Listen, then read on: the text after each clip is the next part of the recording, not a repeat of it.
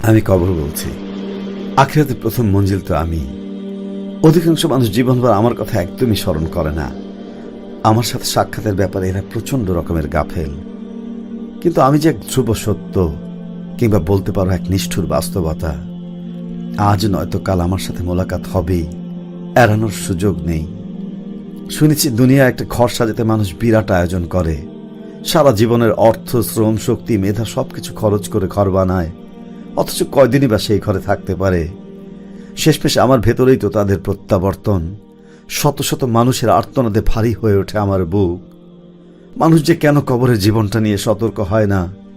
পুনরুত্থান পর্যন্ত কত লম্বা একটা সময় ঘরটায় থাকতে হবে, অথচ কি ভয়ানক নোংরা বিদঘুটে আর বিপদ সংকুল করে রাখে।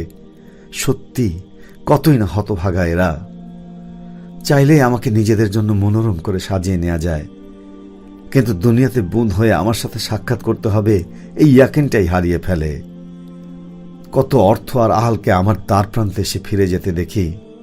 মানুষটা হয়তো এই দুয়ের পেছনেই জীবনটা বিলিয়ে দিয়েছে, অথচ এরাই তাকে রেখে চলে যায়। আর অধিকাংশ বান্দা ঈমান আমল না নিয়েই ফিরে আসে, অথচ সেটাই সবচেয়ে বেশি দরকার ছিল আমার অন্ধকার বুকে সুন্দর ও সম্মানজনক নিবাসের জন্য। হ্যাঁ, ঈমান আমলের মাপকাঠির ভিত্তিতে আল্লাহ আমাকে আদেশ করেন যে ওই লাশের সাথে আমাকে কেমন আচরণ করতে হবে। এর আগে মুনকার নাকির নামে দুজন ভয়ানক ফেরেশতা এসে প্রশ্নোত্তর পর্ব শেষ করেন। আমার অনুমান খুব ভুল না হলে এই প্রশ্নোত্তর পর্ব দুনিয়ার বুকে ফাঁস হয়ে গেছে অনেক আগেই। রবকে, দিন কি আর নবীকে, এই তিনটা বিষয়ে প্রশ্ন করা হয়। খুবই মৌলিক বিষয়, তবু কত মানুষ উত্তর দিতে পারে না, নির্বাক চেয়ে থাকে। বড়ই আশ্চর্য লাগে তখন। তোকে আমি কি দিয়ে আপ্যায়ন করবো রে হতভাগা? কি করে এসেছিস সারা জীবন? যাই হোক, আবেগ জিনিসটা আমাকে মানায় না। কিন্তু ৬০-৭০ বছর হায়াত পেয়েও নিজের রবকে, দিনকে আর নবীকে চেনে না। প্রতিদিনই এমন হাজার হাজার হতভাগার সাথে নতুন করে সাক্ষাৎ হয় আমার। এমন কতজনকে মানুষ আমার বুকে রেখে যায় যার ঈমান আমলের খাতা প্রায় শূন্য, কিন্তু কবরে নামানোর সময় অনেক আয়োজন করে বিসমিল্লাহি আলা মিল্লাতি রাসূলিল্লাহ পড়া হয়। হিসাব নিকাশের পর বুঝতে পারি মানুষটা আসলে সারা জীবন মিল্লাতে রাসূলকে বৃদ্ধাঙ্গুলি দেখেই এসেছে, নইলে ঈমান আমলের এমন বেহাল দশা হবে কেন? আমার কারো জন্যই কিছুই করার থাকে না, কারণ আমি কেবলই আমার রবের হুকুমের দাস। তাঁরই আদেশে নাফরমান বান্দাদের উপর নেমে আসে ৫ ক্যাটাগরির ভয়াবহ আযাব, যার উদ্বোধনটা আমাকে দিয়েই করানো হয়। আল্লাহর হুকুম পাওয়া মাত্র মায়েতকে এমনভাবে সংকীর্ণ করতে শুরু করি যে তাদের এক পাঁজরের হাড় অপর পাঁজরে গিয়ে ঠেকে। এ এমন এক চাপ যার যন্ত্রণা লোকটাকে দুনিয়ার সমস্ত সুন্দরতম আলিঙ্গনের মুহূর্তগুলোকে ভুলিয়ে দিতে বাধ্য। আল্লাহর জমিনে থেকেছে, আল্লাহর খেয়েছে, আল্লাহর নিয়ামত ভোগ করেছে, অথচ তাঁরই অবাধ্যতা করে গেছে সারা জীবন। তাওবা করার প্রয়োজন মনে করেনি। আহারে, কোথায় এখন তোর অহংকার? বাকি শাস্তিগুলোরও নীরব প্রত্যক্ষদর্শী আমি। একে একে তাকে জাহান্নামের পোশাক ও বিছানা দেয়া হয়, এরপর জাহান্নামের দিক থেকে একটা দরজা খুলে দেওয়া হয়। সব শেষে 2 ফেরেশতার পক্ষ থেকে এমন এক হাতুড়ি দিয়ে অনবরত আঘাত করা হতে থাকে যে হাতুড়ির এক আঘাত বিশাল পাথরের পাহাড়কেও চূর্ণ বিচূর্ণ করে ধুলায় পরিণত করতে পারে। এভাবেই মুহূর্তে মাইয়েতের জীবনটা হয়ে ওঠে এক পশলা জাহান্নাম। পুনরুত্থান পর্যন্ত এভাবেই পাপাচারীরা আমার বুকে প্রায় পঞ্চমুখী শাস্তি ভোগ করতেই থাকে। আমার ধারণা আযাবপ্রাপ্ত ব্যক্তিদের চিৎকার মানুষ একদমই শুনতে পায় না, নইলে এত মানুষ অপ্রস্তুত হয়ে কবরে আসতো না কোনোভাবেই। যা হোক, ব্যর্থদের গল্প আজ থাক, সফলদের গল্প বলি এবার। কিছু বান্দা ঈমান আর আমল নিয়ে আসে।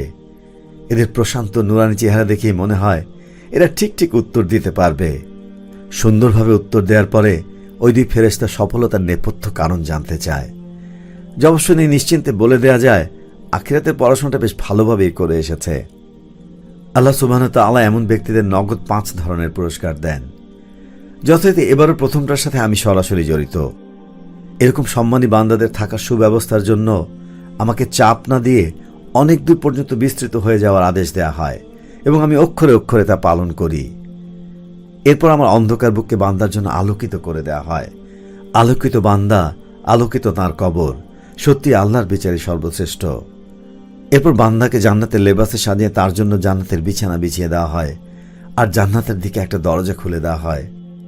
মোটমাট জান্নাত না হলেও জান্নাতের আগে এক পশলা জান্নাতের অনুভূতি বললে খুব একটা ভুল হয় না। এভাবে পুনরুত্থান দিবস পর্যন্ত আমার বুকে পরম শান্তিতে ঘুমিয়ে থাকবে আল্লাহর সম্মানিত নেককার বান্দাগণ। আমিও তাদেরকে পেলে গর্বিত হই। তোমরা অনেকেই এখনো জীবিত আছো, এখনো মাটির উপরে ঘোরাঘুরি করতে পারছো। মনে রেখো, আজ নয়তো কাল আমার কাছে আসতেই হবে। এই দুই শ্রেণীর বান্দার ঈমান আমল বিশ্লেষণ করে মোটা দাগে যা বুঝেছি, বারজাখী এই জীবনটাকে এক টুকরা জান্নাতের বাগানে পরিণত করতে কিছু করণীয় বর্জনীয় রয়েছে। হয়তো তোমরা অনেকেই জানো, তবুও আরেকবার সতর্ক করে দিচ্ছি যদি কারো উপকারে আসে। করণীয় সমূহ: সবার আগে বিশুদ্ধ ঈমান নিয়ে আসতে হবে, এটার বিকল্প একদমই নেই। কত পাহাড় সম আমলওয়ালা মানুষ আসে, বিশুদ্ধ ঈমান আনতে না পারার কারণে আমার আযাব থেকে রক্ষা পায় না। প্রতি রাতে সূরা মুলক পাঠ করতে হবে, এটাকে খুব কাজে দিতে দেখেছি। নিয়মিত কবরের আযাব থেকে পরিত্রাণের দোয়া করা অনেক কার্যকর। সহিশুদ্ধ জিকিরগুলো দিয়ে মুখটাকে সবসময় ব্যস্ত রাখা মানুষগুলোকেই সফল হতে দেখেছি।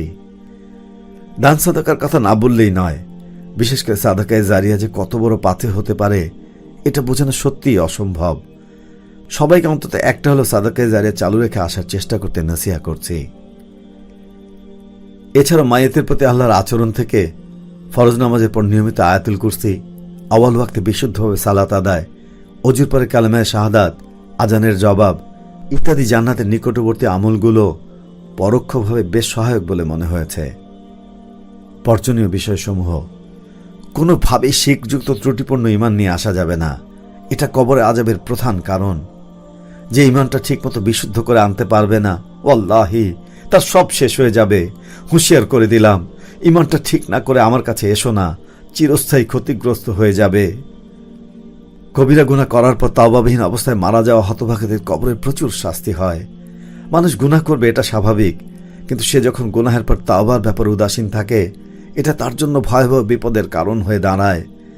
আল্লাহ পরম ক্ষমাশীল, যতই গুনাহ করে থাকো মাপ চাও, কিন্তু অহংকার করে যদি মাপই না চাও, গুনাহকে গুনাহই মনে না করো, তবে আমার চাপে পিষ্ট হবার জন্য তৈরি হয়ে এসো। কেমন? গীবত ও চগলখুরি, এই দুইটা স্বভাবের কারণে অনেক আমলওয়ালা ব্যক্তিও ধরা খেয়ে যায়। এই দুইটা ছেড়ে দেওয়া সম্ভবত আসলেই কঠিন, কিন্তু কবরে আযাব ভোগ করার চেয়ে সোজা, এটুকু গ্যারান্টি দিতেই পারি। পেশাবের ছিটা থেকে বাঁচার ব্যাপারে অনেকেই গাফেল। এই অসুচি কাজটা থেকেও বেঁচে থাকতে হবে। অন্যের হক নষ্ট করার কারণে অনেকের কড়া শাস্তি হতে দেখেছি। আরেকটা বিষয় সেভাবে জোর দিয়ে বলা হয়নি, তো বলেই ফেলি। বান্দাকে যখন কবরে প্রশ্নোত্তরের পর্বের জন্য জাগিয়ে তোলা হয়, তখন আমার ভেতরের পরিবেশটা এমনভাবে সাজিয়ে তোলা হয় যেন আসরের ওয়াক্ত প্রায় শেষ হয়ে আসছে। বস্তুত এটা কবরে বান্দার জন্য একটা মনস্তাত্ত্বিক পরীক্ষা। যারা সত্যিকারের সালাত আদায়কারী বান্দা, ওঠার পর তাদের কাছে মনে হয় একটু যেন ঘুমিয়ে পড়েছিল, আর এর ফাঁকে আসরের ওয়াক্ত প্রায় শেষ। সবকিছু ভুলে এরা আসরের সালাতটা পড়ার জন্য ব্যতিব্যস্ত হয়ে পড়ে। কিন্তু সাথে সাথে ফেরেশতারা এই মনস্তাত্ত্বিক পরীক্ষায় তাঁদের সফলতার সুসংবাদ জানিয়ে দেন যে বারজাখে জীবনে আর সালাতের প্রয়োজন নেই। এই তৈরি করা সিচুয়েশনটা আসলে একটা পরীক্ষা ছিল মাত্র। কিন্তু সালাতের সাথে যাদের নিয়মিত সম্পর্কই নেই, তারা এই পরীক্ষায় পাশ করা তো দূরের কথা, এটা যে পরীক্ষা তাও ধরতে পারবে না। সালাত এভাবে ঈমান আর কুফরের পার্থক্য করে দেয়। সুতরাং যারা কবরের প্রশ্নোত্তরের পর্ব সহজে পাশ করতে চাও, কোনোভাবেই সালাতের ব্যাপারে গাফিলতি করো না। এই মোটামুটি বলার ছিল তোমাদের প্রতি। প্রত্যেকের সাথে আমার দেখা হবে। আমার পরে আরও স্টেশন আছে, তবে আমার ধাপটা যারা সুন্দরভাবে উতরে যাবে, তাদের জন্য বাকি ধাপগুলো সহজ হয়ে যাবে বলে আশা করি। আমি হুকুমের গোলাম। তোমাদের ভয়ানক চাপ দিয়ে গুনাগুনা করে ফেলার আদেশ পেলে আমার কিছুই করার থাকে না। শুধু এটুকুই বলবো, পর্যাপ্ত প্রস্তুতি না নিয়ে কেউ এসো না। কেমন? বিশ্বাস করো, কবরের চাপ এমন ভয়াবহ যন্ত্রণা সহ্য করতে পারবে না। তাই আজ থেকেই প্রস্তুতি নিতে শুরু করো, যেন পুনরুত্থান অব্দি আমার বুকে ফুলের বাগান বানিয়ে আরামে ঘুমাতে পারো। ঈমানদারদের জন্য শুভকামনা। তোমাদেরকে সুন্দরভাবে বরণ করার অপেক্ষায় আমি কবর বলছি।